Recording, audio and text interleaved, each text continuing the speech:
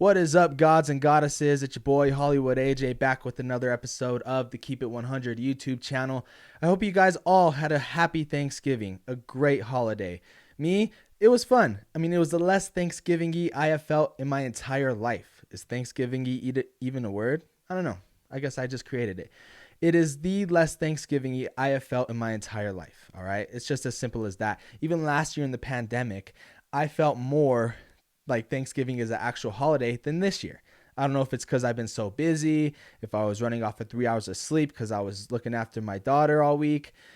Something was in the air that made me feel like, Thanksgiving is just another day. I didn't even really get to enjoy the turkey or the ham or the stuffing or the mashed potatoes because I was so damn tired.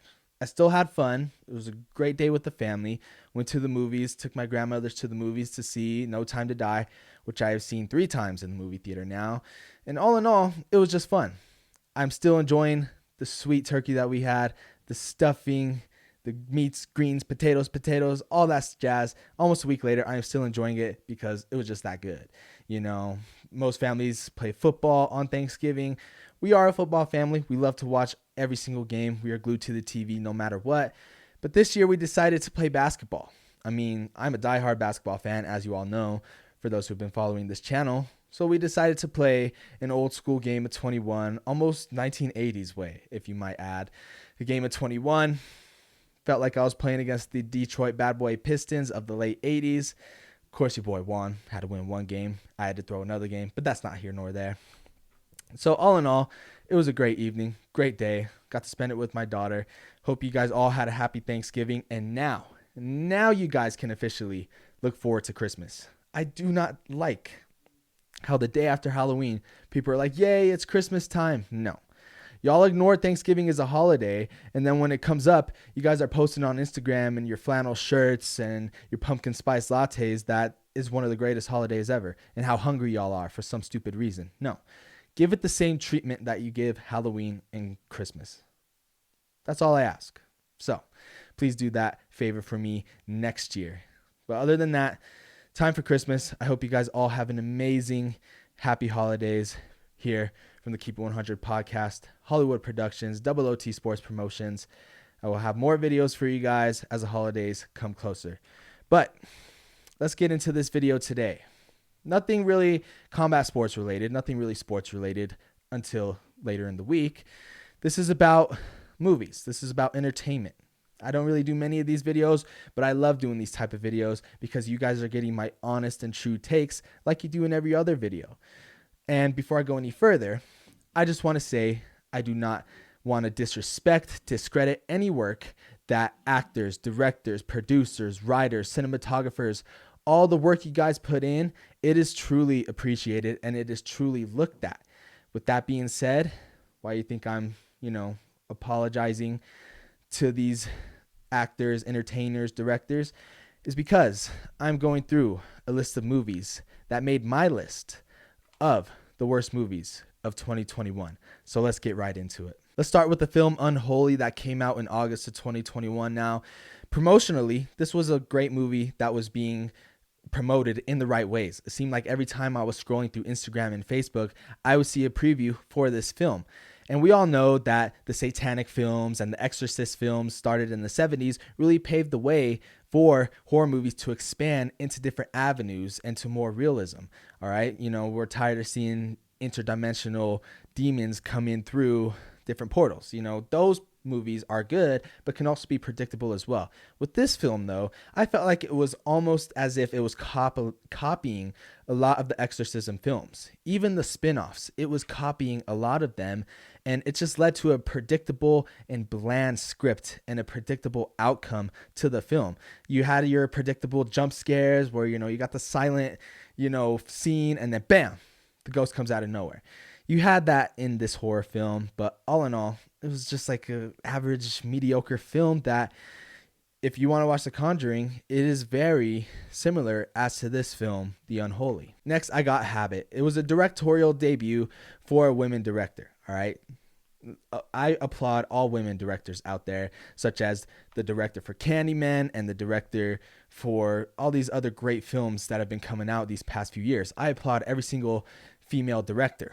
But this film, it had a sense of, I wouldn't say predictability, but a sense of that's it. That's all this had to offer. I mean, we're not going to be talking about this film for years to come. A lot of people might remember this film because of Bella Thorne being in it. Diehard Bella Thorne fans will definitely remember this film because she was the main star. Even that, it wasn't as if it was in theaters for a long time and it gathered up a lot of money to stay in the box office. No, I saw the preview for this film and I don't think it was even released in my theater. Not only in my theater in Pueblo, but in Springs as well. It just wasn't released. So for it not to be released in specific theaters, it's not that good of a movie. And it was just predictable. It was somewhat like the directors thought, okay, this plot will be perfect, but it completely backfired. It's as simple as that. Next, we got Chaos Walking, which came out in February of 2021. In my eyes, it was going to be one of the most highly anticipated films of the year. It is made after the Chaos Walking books, and we all know books that are adapted into movies, such as The Hunger Games, The Maze Runner. They result in great box office numbers. And I thought this was going to be the same with this film. You had two stars within their own. These two stars really made this film. Daisy Ridley being a part of the Star Wars franchise. Tom Holland being one of the greatest Spider-Mans ever. Tom Holland can make a Spider-Man cameo in any film and fans will go nuts. But still, Tom Holland doesn't have that staple film that puts him in the conversation of he is a very diverse actor. He can act in all genres. Not so much. This film, it's an action film, similar to his Uncharted film, which comes out in February of next year. A lot of questions needed to be answered about this film for Tom Holland's career. We already know he can deliver a Spider-Man, but this film was, I wouldn't say the make or break film, but we were going to find a lot about who Tom Holland was as an actor. And I'm going to put it this simply, it flopped. It was only in theaters for about 3 weeks and pulled right away. Didn't do great in the box office. I'm pretty sure the budget was very expensive and it was a good plot. I like the plot. I'm pretty sure if I was making a film, that wouldn't be a plot I would expect to write. That wouldn't be a book I'd expect to write because it is that out there. Out there in a good way though. But all in all, the movie was carried by these two stars, carried by these two actors in two of the biggest franchises of our time. And it could have done better. I thought it was. But, that just goes to show if the plot ain't there, if the script ain't there, you could have all the stars in the world and your movie won't do good. The G.I. Joe spinoff Snake Eyes. Film title's all in the name. It was based off of the very popular ninja warrior Snake Eyes, played by Henry Golding, star of Crazy Rich Asians. And I got to be honest with you guys, I thought this film was going to shatter box office numbers throughout this entire country, even the world. I mean, you have a star in this film, but it just didn't live up to expectations. The fight scenes were very bland, and I honestly thought the film drug on, okay? I felt like there could have been more in the film that needed to be said. There could have been more action sequences. There could have been more drama sequences that could have gave it a better review. Critics kind of decimated this film because it was just that plain. It was just that bland. I don't know if it was setting up for a trilogy down the road, but all in all, this was a film that I thought it was messed up. It wasn't told the right way. If it was a different plot, maybe it would have been better. If it was different fight scenes, it could have been better. But all in all, Snake Eyes wasn't what I thought it was going to be. I thought the ending post-credit end scene was just really predictable. Snake Eyes' friend turned on him. He's going to be White Shadow, I think. And he's going to come after him, which sets up a trilogy probably that I don't think many of us are chomping at the bit for. This one's a hot take. This one's going to make a lot of people roll their eyes and be like, AJ, what in the actual shit are you saying? And that is Halloween Kills. The Halloween franchise is one of the greatest franchises of our time. The original Halloween is the greatest scary movie of all time in many people's eyes. In my mind, it is the greatest scary movie of all time. Michael Myers has starred in so many Halloween films. We have had alternate timelines and ultimate universes, it seemed like, to really put this all together. But the main one is him and Laurie Strode and how they have been connected for the span of 3 films.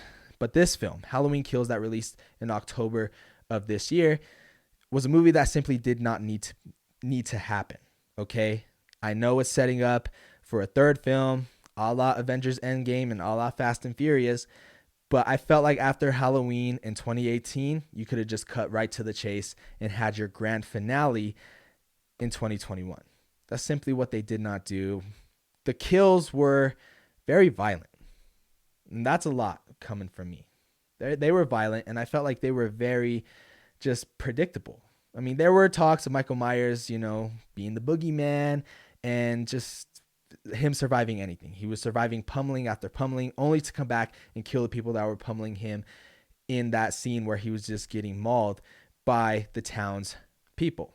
But in this film, it was different because it took us back to 1978 and it made me think, wait, I haven't seen the original Halloween in a while. Did that really happen in the original Halloween? I don't know. But it made us all kind of take a step back and think, and it made us lose sight of what really needed to be focused on, and that was Michael Myers and Laurie Strode are going to go head-to-head in this third and final film. They were apart for the entire film, and that is what made this super unnecessary. It is what made it bland. It is what made it just not a good Halloween film. I wouldn't say it's the worst Halloween film, just simply a film that did not need to happen. Last but not least, I know we still have the month of December to look for, many more movies to come out to truly decide what the worst movies of 2021 are. But this has been at the top of my list since I've seen this movie, and that is Boogie. Boogie is about following an Asian basketball star to his rise of fame in the NBA or overseas in China, where he would just completely ball out. That's what the plot told us. That's what the preview told us. And we were all expecting it to be a great basketball movie, a great sports movie. That is simply not what it was. I mean, this movie was so bad and so bland. I know that's the word of the day in this show, in this episode, but that's simply what it was. A lot of people saw it because it was Pop Smoke's one and only solo film. Even then, it just wasn't the sports movie that we're accustomed to seeing, like a Hoosiers, like a Coach Carter, like a Gridiron Gang. This movie, in my mind, is why there aren't many sports movies out there. I thought Boogie was going to be a great film, and it was a dud. The acting was terrible. The script was all over the place. It was just like, okay, it's here, then it's there. Then you got two of the best high school basketball players going head-to-head in a fucking park. In a fucking park, excuse my language, but that is terrible. That's just lazy screenwriting. If you really want to make it street, and if you really want to make it like, yes, this is how a basketball movie has to be, watch Boogie on everything you shouldn't do to make a basketball movie. I mean, the actor, I don't think we'll ever see him in another film again. If we do, he might be in a small B-list or D-list film. We've seen the female lead was in another film, Azola, and she was in many other films that did okay in the box office, but this film right here is probably the number one worst movie of 2021. Didn't do Pop Smoke's any favors. May he rest in peace. I'm not talking bad. His music was great. Soundtrack was pretty good. That might be the only thing that was great about that entire film, but it could have been so much better. They should have just made it like a Jeremy Lin type story, but no, they decided to go down their same avenue, a different avenue, and not give us the movie that we're expected to see in. They didn't give us the movie we should have saw, and that pissed me the hell off. It was just terrible all around, and I don't know how it did in the box office. I don't want to know how it did in the box office. I like almost every movie that I see, and for me to not like these movies on this list just goes to show how bad and unnecessary these movies really were.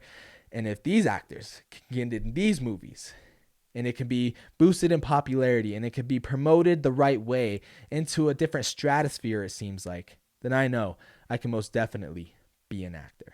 Thank you guys for watching. Please give me a like and subscribe. Comment what you think is your top movie that is the worst movie of 2021. Let me know if you agree with my list, or just let me know if you have any other films that should be on this list. As always, stay safe, stay healthy, keep it 100, and I'm out.